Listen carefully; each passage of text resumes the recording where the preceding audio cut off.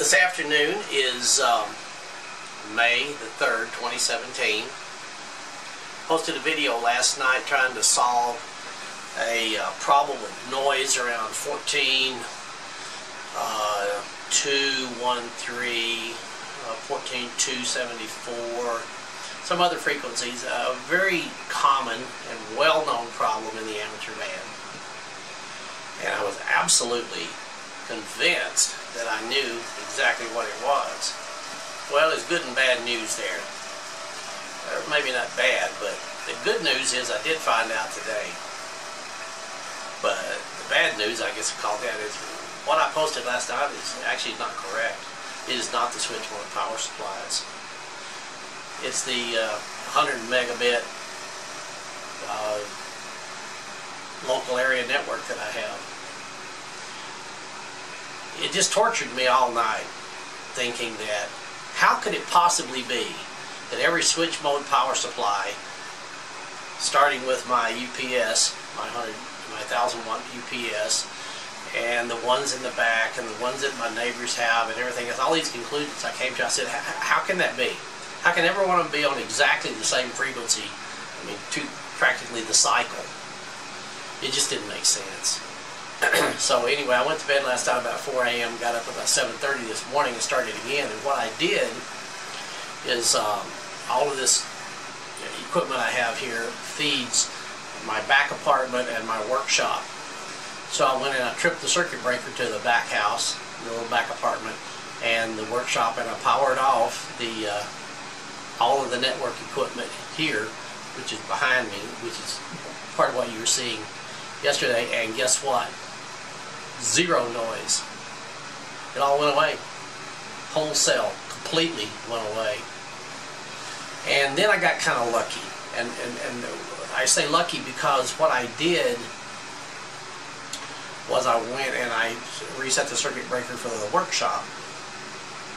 And I didn't turn anything on. I just let whatever was in there power back up. And what powered up, one of the things that powered up, it's right here in front of me if I haven't lost it, was this guy right here. This little plastic cased switch made by 3Com. And I came back down here and started looking at the spectral display on this little rtl-sdr, and I could see noise. It wasn't really bad. Where I got lucky is I started powering it up and I started seeing little bits come up at a time, little bits of noise come up at a time. So this tremendous amount of noise that I had was the sum of all of the noises. There wasn't any one thing, just one catastrophic device out there causing all the noise. But all of them added together was making it pretty bad. If you remember, it was popping up to around -25, you know, a full scale, like -25 dBFS full scale. Now it's popping up to about -40. So I've dropped it about 15 dB. Okay, so when I came back down here and I saw that, I said, well, look at there, I got a tiny bit. Now I wonder where it's coming from. So I went back out there and I disconnected this, which was the only thing in there, and it completely went away again.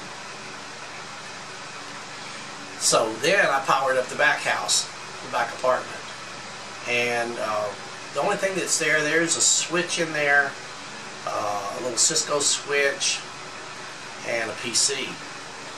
And I saw about the same amount of noise come up, a little bit of noise, not a lot, about the same amount from this. And then I came in here. You can see where I'm going with this. I came in here and I powered up the router and everything else. And by the way, the UPS is on all the time and I'm seeing nothing. And the noise came up even higher. So the more things I turned on, the higher it got. I said, okay, I think I'm on to something now. For one thing, I have eliminated it. I had a lot of cables running around that actually went nowhere. I don't know where they you know, what I used them for. I've been in this house 24 years, and heavens knows where they went or what they did. Now, a lot of them labeled. Most of them I do have labeled. Have some of them going up to access points, you know, on the roof, going to the back house. A lot of that is underground, so it wasn't picking it up there. But all of these things radiate a little bit, and they're radiating not only from the devices. I don't know if it's actually radiating from the device. I don't want to be terribly wrong again. Or if it's radiating from the cable going to the device, or both. Probably both. I have a 16-port Cisco switch up there that seemed to have been part of the problem here. I swapped it out. I put as many as I could, which is only 4 ports, right into the cable modem, which has also got a router in it. You know, a DHCP server, you know, to assign IP addresses, what have you. And it's the network, it's the local area network that's causing all this trouble. One little piece at a time, and the sum of it all made it impossible. I'll show you now. But first of all, let me thank you guys for helping me. I feel like when I post these things, you guys trust me, and when I'm wrong, I'm wrong. I don't mind being wrong. I'll admit it. But I feel like sometimes we work on these projects together, and you encourage me. You give me ideas. You have solutions that sometimes I listen to, sometimes I don't. Sometimes it takes me a while to figure it out. But thank you. Thanks a lot. This is a great group. I love it, and I have a lot of fun. And when I find out something that I was wrong about, I want to correct it, because somewhere down the line, you know, if you post good data, it may be years before it actually helps somebody, but somebody may run across it and go, "Yep, that's it right there. That solved my problem." And as simple as it may be, and posting and not correcting data just for the sake of trying to save face is absurd. That isn't science at all. That's just, I don't know what that's called. That's called dishonesty, I guess. But let me show you here. Let me pull the camera off and show you right quick. And I think I'm going to leave it at this. I may actually go and power it all off just to show you. But we're looking at 13.212 now. See, and it's barely hear it. I think an even more important one. Oh darn! We'll have to let that one warm up for a second. That's 212. There are several stations out. It's only about 8 o'clock here. 74. You know, I made a statement last night. I said, you know, people must be avoiding these frequencies because I guess this is a common problem all over the world. Well, people aren't avoiding these frequencies at all. I just couldn't hear them. And now that the noise has dropped down to about an S3 level, you'll see on the other receiver, I can hear them. There's a lot of activity around 14.272, 3, and 4. I assumed there was nothing. Super complex as far as technical and things like that. See, there's still a number of stations on 20 meters.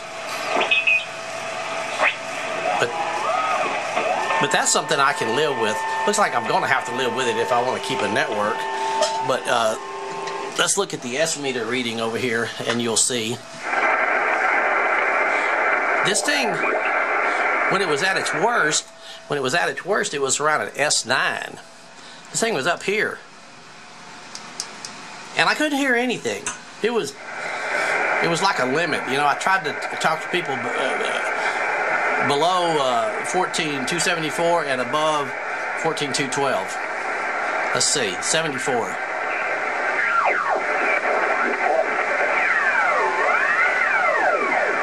See, my noise level, it looks like it's about an S3.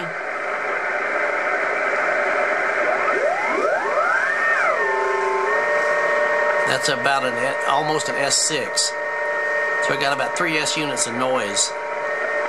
It was a little bit less earlier, it seems like. Got to go down to 12. See, there's my noise level again, a little bit below S3. S5 there. So a little over 2 S units. And if you remember where this thing was popping up and down to, yesterday. These spikes were going up as high as -25. See, they rate this thing, get rid of this, they rate it at dB full scale, so whatever, it's just an arbitrary number, full scale's up here. So last night these spikes were jumping up as high as -25, and now, see, they're hovering below 35, a little bit over there sometimes, and sometimes even down here at -40. Let's see, 212, that's the one we were just looking at. 212 would be this one right here. So we've come down 10 dB or more, somewhere between 10 and 12, 13 dB. I've reduced it that much. And I guess I'm just going to have to live with it. Either I'm going to have to live with it if I want to keep internet. That's the answer. It's your network. It's your cables. It's your computer. It's the switches. It's every kind of network device you have, including the network itself, that's causing you trouble. Shielded, twisted pair, shielded Cat5 cable would probably be a huge answer, but that would just be too much for me to do. I'm not going to do that. Too many wires.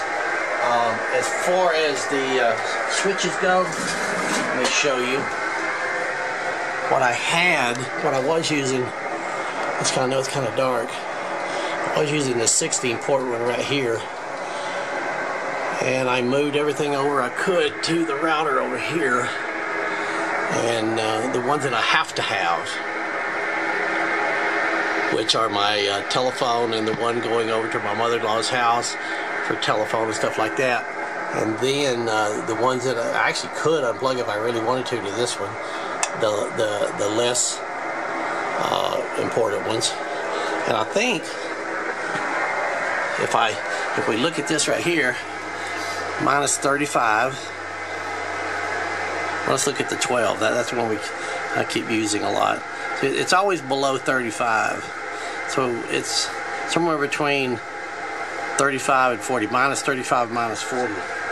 And I believe if I pull this plug right here, that shuts off all the internet except for some local stuff. Did it go down? It seemed, yeah, see, now it's going a little bit below 40. A lot of noise around here, isn't it? A little bit below 40 on occasions.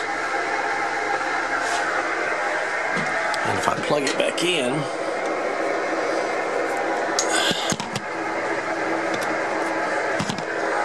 give it just a second to power up. See, now it's consistently a little bit above 40. That spike right there. Right there. So it's the sum of all of them. All of it matters. They all add together. And if you got enough of it, you can't hear anything. That's the real problem, guys. I think I'm just going to have to live with what I've got here. I may continue to tinker with it and maybe swap a cable or so at a time. But I have improved it so much that I am much happier with it.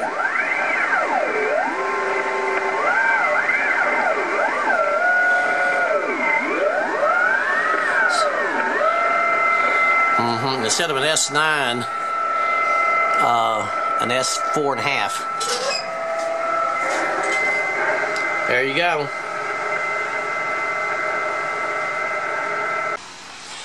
See, here's my proof. I have done what I've shut everything off. The UPS is on. Nothing's coming from there. and there's still activity on the band, so we have to ignore that. But look over here at 14.274 where I always had a problem. Right there on that blue line. Yeah, forget about that. That's somebody talking right there. Right there where that blue line is. These guys would go away for just a minute. That's what I'm talking about. I never could hear anybody up there. There's actually people talking all over it. I thought they were avoiding it, but anyway, I have nothing. There's nothing there. Let's move the blue line away. See, it would be right there, right to the left of this station. Big strong station over here. 14.212. 212 is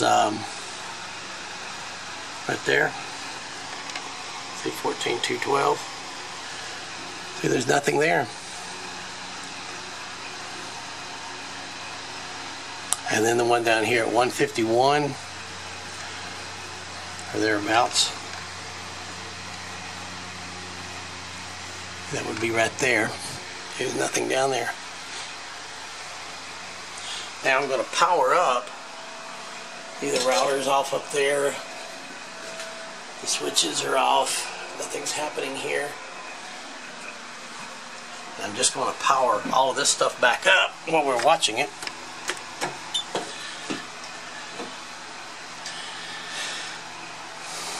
And there it is. It's coming back up. Look, there's 151.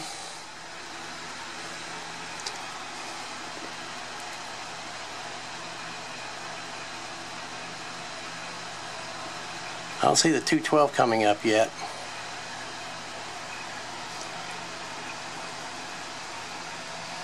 What about the 274? I don't see much 274 yet either.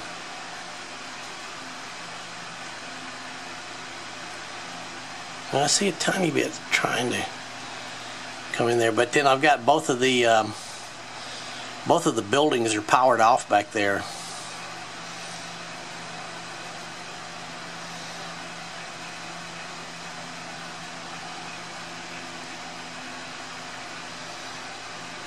A tiny little spike. Let's see what I can actually hear. See if I can hear anything. Here's 12. Oh, that's a carrier. So I don't see anything. Look, that's at 10. The camera doesn't get overwhelmed. I'll watch both. Watch this guy right here. There's my noise level, and then I'll go up to 12. There's that's a carrier. That's got nothing to do with it. That's not that digital signal. I don't see anything. See absolutely nothing.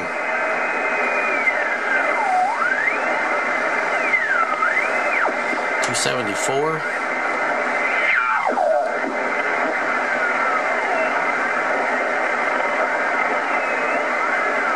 I see nothing.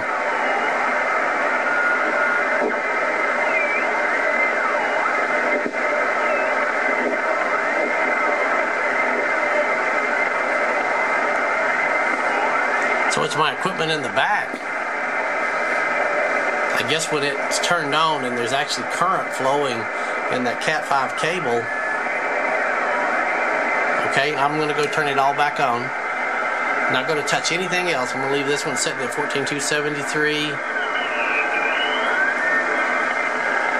We're seeing nothing. Be right back. See, before I go, we see everything there is working. See, we've got internet. Well, that's working. Once more, see these tiny little spikes. 12. Here's, that must be 12 right there. That's 15. Well, maybe it's moved around a little bit. There's 13, so it must be. I mean, it's almost insignificant. I don't, and I don't hear anything. I'm just really surprised. Okay, let's go turn it all back on. Okay, I have powered, I put power back onto one of the buildings, the little apartment, and what's back there is a PC, a switch, and a laser printer, and it has increased dramatically right there. That's our 212, 213 point. Our 151 down there has increased quite a bit too, and the PC's not even powered up. It must just be current flowing in the Cat 5 cable. So I might possibly replace that piece right there with some shielded, or maybe try actually grounding the PC. And then over here at 274, yeah, now we see the 274. Got a big strong station right next to it, but there's the 274 right there. That slice. Let's see what we hear. There's that strong station. Don't hear too much though. Let's go to 212.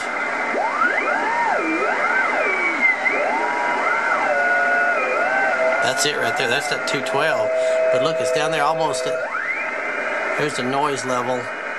S1, between S1 and S2.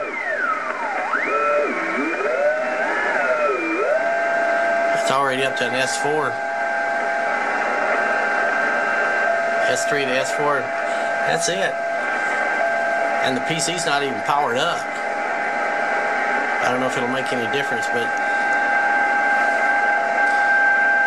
what got powered up back there actually that would be accepting current flowing from the equipment here would be the switch and the printer. I'm sure I can ping the printer from here, but not the PC. See if the PC makes any difference. Okay, now the PC is powered up, so that room is functioning properly again. And I also did another thing, and that is where the coax coming from the antenna runs through the attic. It ran exactly right alongside that Cat 5 cable, and I moved it away from it about 4 or 5 feet. I'll actually show you that. And I can't remember, it seemed like this thing was popping up to about an S. See, there's my noise level again, about an S2, 2 to 3.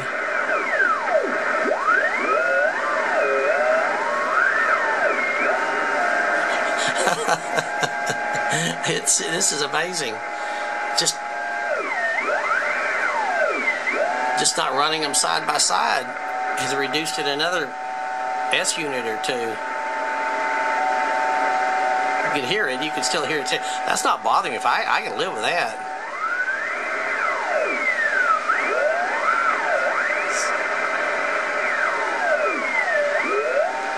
So then we're down to about an S4 at the most.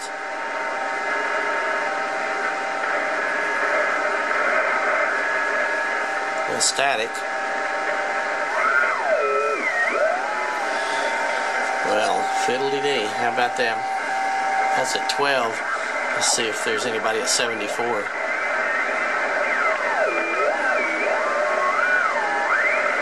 The noise level up there at 72.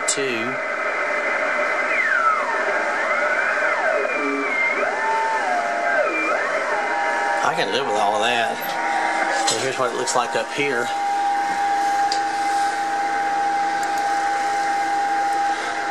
Let's see, at 212. Well, that's our spikes right there. They're down there at a little above minus 40. And it seems like the density of the spikes is much less. And same over here at 151, 152. And over here at 274, we just got that one little skinny spike right there. Yeah, I don't know if that's part of it or not. Once 274, that's 276. It might be, yeah, it might be that. But I keep reducing them. I got them down to the somewhere in the minus 40 area. This is the minus 40 line. I got to take you up to the attic and show you what I just did. Okay. Well, the Cat 5 cable with those blue ones over there, there's two of them running back here. Maybe I should eliminate one of them. And here's the coax right here. it was running parallel with them, and it was just running parallel right along all the way down. And I have moved the coax over here now to a completely different area. I guess I moved it about 5 feet away, and that seems to have helped. Maybe I should tack it up on the wall or something. The coax goes all the way over here. Kind of dark back here, I know. All right.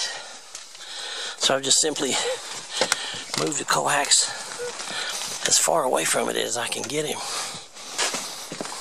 and that helped. To digress here a little bit for the ham radio operator, if you remember building, if you're an old timer, here's some of the B&W coils. This is the B&W 852, I believe it is. This is the one made for the 4CX1000. There's the 4400s that I sometimes put back in that old Collins 30K1 cabinet. I love the way these things look in there, actually. Some of these old FC30 filament chokes and whatever. Here's something that I built that I haven't used yet. I made a video one time on something similar to this. This opens up. This ferrite core here opens up and slides over the coax, and you can slide this thing up and down it and see where your standing wave is the highest and the lowest, and determine the length of your coax. And these are just some of the parts up here. I don't know, I got a lot of tubes, and there's most of my power tubes are over here. 4400s, 1000s, 31,000s, and whatever. It's kind of hot up here though. Let's go down. Right there's where you have to crawl out. And last but not least, anybody that watches my YouTube videos knows this little room. We'll turn the power back on in here. And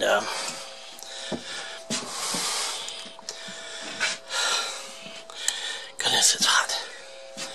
And the only thing that's in here, that switch used to hang right up here on the wall.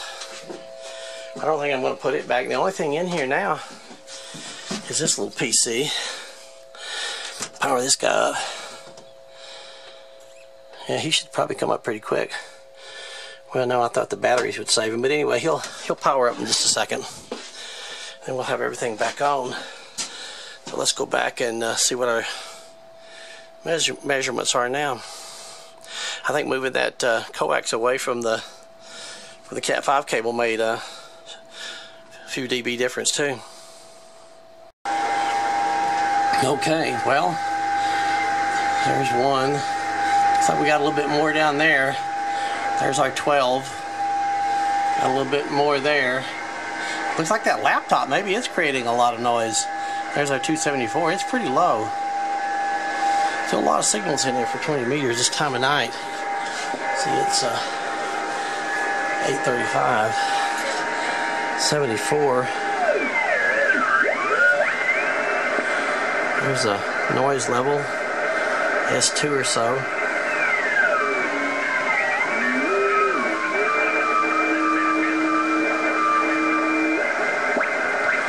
And a 12.